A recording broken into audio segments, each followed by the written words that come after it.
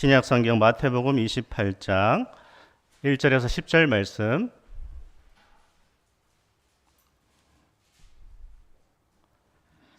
하나님 말씀을 제가 대독하겠습니다.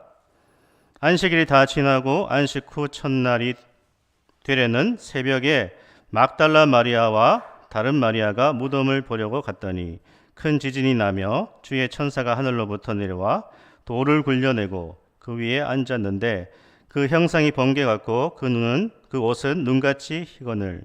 지키던 자들이 그를 무서워하여 떨며 죽은 사람과 같이 되었더라. 천사가 여자들에게 말하여 이르되 너희는 무서워하지 말라. 십자가에 못 박히신 예수를 너희가 찾는 줄을 내가 아노라. 그가 여기 계시지 않고 그가 말씀하시던 대로 살아나셨느니라. 와서 그가 누우셨던 곳을 보라. 또 빨리 가서 그의 제자들에게 이르되 그가 죽은 자 가운데서 살아나셨고 너희보다 먼저 갈릴리로 가시나니 거기서 너희가 배우리라 하라. 보라, 내가 너희에게 일렀느니라 하거늘. 그 여자들이 무서움과 큰 기쁨으로 빨리 무덤을 떠나 제자들에게 알리려고 다름질할세 예수께서 그들을 만나 이르시되 평안하냐 하시거늘. 여자들이 나아가 그 팔을 붙잡고 경배하니 이에 예수께서 이르시되 무서워하지 말라. 가서 내 형제들에게 갈릴리로 가라 하라. 거기서 나를 보리라 하시니라. 아멘. 네, 기도하겠습니다. 하나님 아버지, 주님의 말씀을 우리에게 들려주시고 우리의 심령에 성령의 은혜를 주셔서 이 말씀, 부활하신 주님에 대한 확고한 믿음을 소유할 수 있도록 도와주시옵소서. 예수님 이름으로 기도드립니다. 아멘. 네, 부활하신 그리스도라는 제목으로 말씀을 전하겠습니다. 미국의 뉴욕의 맨하탄이라는 도시에 리디머 장로교회라고 있습니다. 거기를 목회하고 있는 팀 켈러 목사는 자신의 책 부활을 입다 라는 책에서 이렇게 말합니다. 누구나 자신이 언제라도 죽을 수 있음을 이론적으로 안다. 그러나 암이나 심장병 진단 또는 팬데믹의 위협 앞에서는 죽음이 우리에게 눈앞의 현실로 성큼 다가온다. 지금은 세상 전반에나 나 개인에게나 암흑기다. 그래서 우리는 다 희망을 갈구하고 희망을 붙잡으려고 한다. 이럴 때일수록 우리가 바라봐야 할 것은 무엇보다도 예수 그리스도의 부활이다. 그렇습니다. 예수 그리스도의 부활만이 우리 인생의 희망이라는 것이죠. 성경은요, 예수님의 부활이 실제로 일어났다라고 증거하고 있습니다. 예수님은 성금요일에 십자가에 매달려 돌아가셨습니다. 모든 사람들이 예수님의 죽으심을 지켜보고 있었죠. 십자가 곁에 있던 로마의 군병은 예수님이 확실히 죽었다라는 사실을 확인했습니다. 그리고 다리를 꺾지 않았다라고 요한복음 19장에 기록하고 있습니다. 예수님이 확실히 죽었기 때문에 다리를 꺾을 필요가 없었다라는 것이죠. 그리고 창으로 찔러보고 죽은 것을 한 번 더 확인했습니다. 물과 피를 다 쏟았다고 성경에서 기록하고 있기 때문에 예수님은 십자가에서 확실하게 죽으셨다라는 것이죠. 이것을요, 거기에 있던 백부장과 빌라도, 아리마대 요셉, 니고데모가 예수님이 죽으신 것을 확실하게 다 목격했다라는 것입니다. 그런데요, 제3일째 되는 날, 그러니까 금요일에 돌아가시고 토요일, 주일, 바로 오늘이죠. 이 3일째 되는 날, 주일 아침에 예수님이 죽음을 이기시고 살아나셨다라는 것입니다. 예수님 생전에 늘 함께 있었던 사람들, 십자가에 달려 돌아가실 적에 함께 있었던 이 막달라 마리아, 오늘 본문에 나오죠. 막달라 마리아와 여러 여인들이 예수님의 무덤으로 찾아갔고요. 그렇게 무덤에 찾아간 것은 예수님의 시신에 향유를 바르기 위해서 무덤에 찾아갔다고 오늘 되어 있습니다. 그런데 이들이 놀라운 사실을 접하게 되었다라는 것이죠. 이 여인들이 가서 보니까요, 무덤을 막았던 팔레스타인의 유대인들은 굴을 파가지고 그 앞에 큰 돌로 무덤을 이렇게 막습니다. 그 돌이 굴려져 있었다는, 열려 있었다는 것입니다. 무덤이. 그리고 이 여인들이 찾았던 예수님의 시신이 없어진 것이죠. 그때 천사가 나타나서 오늘 제가 읽었던 본문에서 이렇게 말하고 있습니다. 5절과 6절인데요. 우리 같이 한번 읽어보겠습니다. 천사가 여자들에게 말하여 이르되 너희는 무서워하지 말라. 십자가에 못 박히신 예수를 너희가 찾는 줄을 내가 아노라. 그가 여기 계시지 않고 그가 말씀하시던 대로 살아나셨느니라. 와서 그가 누우셨던 것을 보라. 아멘. 천사는요, 십자가에서 확실하게 죽으신 그 예수님이 다시 살아나셨다고 그렇게 여인들에게 전하고 있습니다. 그렇습니다. 죽은 것은요, 사망이지 죽은 것은 예수님이 아닙니다. 뭐라고요? 죽은 것은 사망이 죽은 것이지 예수님이 죽은 것이 아니었다라는 것입니다. 예수님은요, 사망 권세를 깨뜨리시고 무덤에서 부활하셨다라는 것입니다. 사실 죽음이라는 것이 제가 서두에 팀 켈러 목사의 그 책을 인용하기도 했지만, 이 죽음이라는 것은 모든 인간이 결코 넘어설 수 없는 가장 큰 장벽이 바로 이 죽음의 문제 아니겠습니까? 죽음을 이길 수 있는 그 어떠한 존재도 이 세상에 없습니다. 만물의 영장 사람입니다. 인간이 이루어낸 이 엄청난 과학기술 문명, 정말 엄청나죠. 그러나 인간이 결코 정복할 수 없는 것이 바로 이 죽음의 문제라는 것이죠. 그 어떠한 존재도 이 죽음의 문제를 넘어설 수 있는 존재가 없습니다. 절대로 정복 못하는 것이 죽음입니다. 그런데 예수님은 죽음을 정복하셨고요. 또 죽음이 예수님을 정복하지 못했다라는 것을 성경이 말씀하고 있습니다. 죽음은 결단코 예수님을 정복하지 못했습니다. 이것은 예수님이 유일하신 분입니다. 그 어떤 종교의 지도자도 자신이 부활했다고 말하지 않았다라는 것이죠. 오늘 우리는 성경을 통하여서 예수님이 어떻게 죽음을 이기실 수 있었는가? 그것은 예수님이 사망의 영역에 속한 분이 아니라 예수님은 생명의 영역에 속한 분이기 때문에 죽음을 정복하셨다라고 말씀합니다. 예수님은요, 요한복음 11장 25절 26절에서 이렇게 말씀하셨는데요. 우리 같이 한번 확신을 가지고 읽어보겠습니다. 예수께서 이르시되 나는 부활이요 생명이니 나를 믿는 자는 죽어도 살겠고 무릇 살아서 나를 믿는 자는 영원히 죽지 아니하리니 이것을 네가 믿느냐. 아멘. 예수님 자신이 선포하시죠. 나는 부활이요 생명이다. 오직 나만이 부활이고 영원한 생명이라는 것을 우리 주님께서 선포하셨습니다. 역사 속에서요, 인류의 역사 속에서 그 누구도 경험하지 못한 이 죽은 자의 부활이 예수님에게서 일어난 것이죠. 바로 예수 그리스도가 죽음에서 부활하셨음을 성경이 우리에게 전해주고 있는 것입니다. 천사는요, 여인들에게 부활의 소식을 사람들에게 전하라고 7절에서 보면 명령하고 있습니다. 그런데 오늘 본문 28장, 마태복음 28장을 쭉 읽어보면 부활의 이 사실을 믿었던 사람들도 있지만 믿지 못했던 사람들도 나옵니다. 오늘날도 예수님의 부활을 믿지 못하는 사람이 많습니다. 어떤 사람은 신앙생활 열심히 하다가 갑자기 이제 신앙을 내려놓고 교회를 떠나버리는 이러한 일이 일어나기도 하는데요. 그 사람에게 이제 기독교 신앙을 버린 가장 결정적인 원인은 바로 부활이 안 믿어지는 거죠.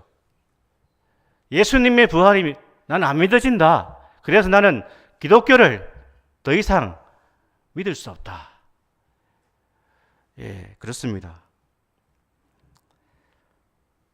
부활을 믿느냐 믿지 못하느냐가 신앙의 가장 결정적인 분수령입니다. 사랑하는 성도 여러분, 예수님의 부활을 믿으십니까? 확실히 믿으십니까? 예수님의 부활이 믿겨지는 것, 그것이 바로 은혜입니다. 그리고 예수의 부활이 나의 부활이 된다는 것을 우리가 확실하게 붙들고 있어야 되는 것입니다. 내가 예수님이 부활하신 것이 믿어진다는 자체가 은혜요, 주님의 선물이라는 것입니다. 믿으려고 한다고 해서 믿어지는 게 아닙니다. 성경이요, 내가 믿지 믿으면 되지 이런다고 믿어지는 것이 아니라 이 성경에 기록된 모든 말씀이 하나님의 말씀으로 믿어지는 은혜, 그리고 예수님이 죽었다가 인류 역사에서 그 누구도 생명이 끝났다가 다시 살아나는 것은 없습니다. 그런데 예수님만이 다시 살아나셨다라는 것, 이것이 믿어지는 것이 곧 은혜라는 것을 우리는 다시 한번 확인할 수 있습니다. 사람들이 인정하든 인정하지 않든 예수님의 부활은 실제로 일어났습니다. 그 성경이요, 그 증거를 보여주고 있는데 한 3가지만 요약해서 함께 정리하겠습니다. 예수님의 부활의 증거가 성경에 나타나고 있습니다. 첫 번째, 예수님의 빈 무덤이 부활을 증명해 준다라는 것입니다. 여기서부터 좀 잘 들으셔야 됩니다. 제가 어제 설교를 이제 준비하고 제가 집사람한테 설명을 해줬는데 이해를 못 하더라고요. 어렵다라고 하더라고요. 그래서 내일 또 설교도 실패했구나 약간 제가 생각했는데, 우리 성도님들은 더 잘 이해하시려 믿고 한번 잘 들어보십시오. 예수님이 부활하신 증거를 성경에서 증거하고 있는데, 첫 번째는요, 예수님의 빈 무덤이 증거한다. 이것이 무슨 의미인가 라고 했을 때에, 당시에 유대인들은 위대한 선지자나 랍비가 죽잖아요. 죽으면 그 무덤을 기념했습니다. 오늘날도 그런 것이 많은데, 유대인들은 자신들이 생각했던 위대한 선생 또는 선지자, 이들이 죽으면 그 무덤을 기념했습니다. 자주 찾아가서 이제 거기에 의미를 많이 부여했습니다. 왜 그렇습니까? 그 위대한 선지자와 랍비가 죽어 있기 때문에, 그 시신이 그 무덤에 묻혀 있기 때문에 자주 찾아가서 그리고 그 무덤을 많이 기념했습니다. 그런데 예수님의 제자들은요, 예수님의 무덤을 기념하지 않았다는 것입니다. 왜 그럴까요? 왜 예수님의 무덤, 그 장소를 기념하고 의미를 부여하지 않았을까요? 무덤이 비어 있으니까요. 거기에 예수님의 시신이 없습니다. 예수님이 부활하셨다라는 것입니다. 그러니까 예수님의 무덤이 비어 있다라는 것은 예수님이 부활하셨다라고 하는 증거가 된다라는 것입니다. 예수님의 무덤이 비어 버렸습니다. 왜냐하면 죽으셨던 주님이 살아나셨기 때문에 예수님을 안치했던 그 무덤은 의미가 없는 것입니다. 이것이 예수님이 부활하신 첫 번째 증거고요. 두 번째는 예수님의 부활 소식을 여성들이 전했다라는 것이죠. 이게 왜 중요할까요? 1세기 당시에, 예수님이 계셨던 1세기 당시에 그 여성분들 오해하지 않으셔야 됩니다. 여성 비하 발언이 아니고 1세기 당시의 문화가 그랬다는 것입니다.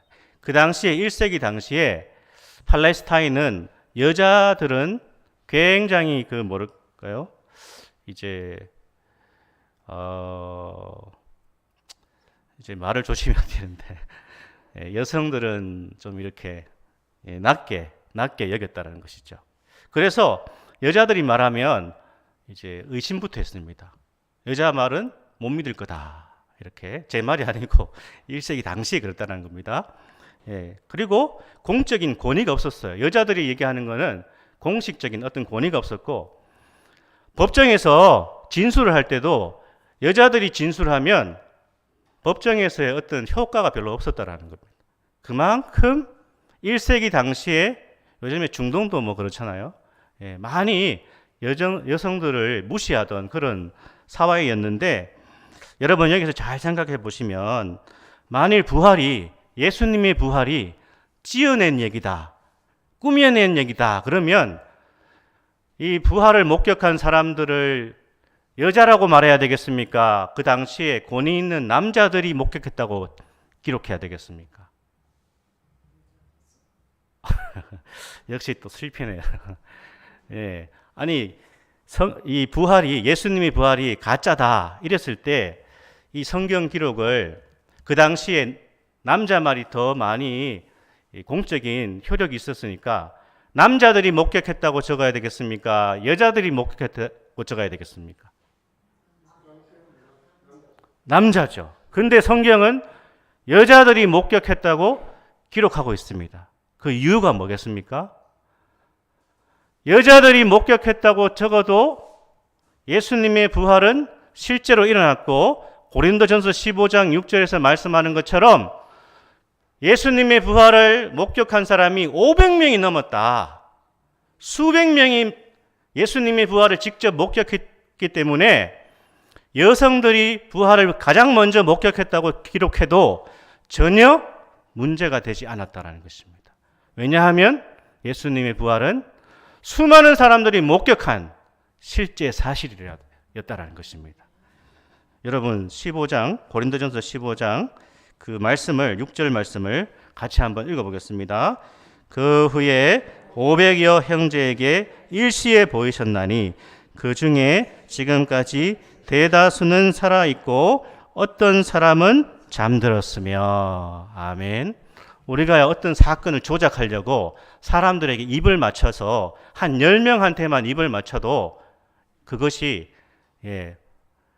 조사를 하게 되면 말이 엉키거든요. 문제가 생깁니다. 그런데 이 수백 명들의 말을 다 조작해가지고 이 부활이 일어나지 않았는데 일어난 것처럼 꾸민다라는 것은 불가능한 일인 것입니다. 예수님은 분명하게 살아나셨다라는 것입니다. 세 번째가요, 예수님의 부활의 증거는 제자들이 놀랍게 변화되었다라는 것입니다. 누가복음 24장에 보면 엠마오로 가던 두 제자가 예수님의 죽으심 때문에 낙심하여서 고향으로 내려가고 있었습니다.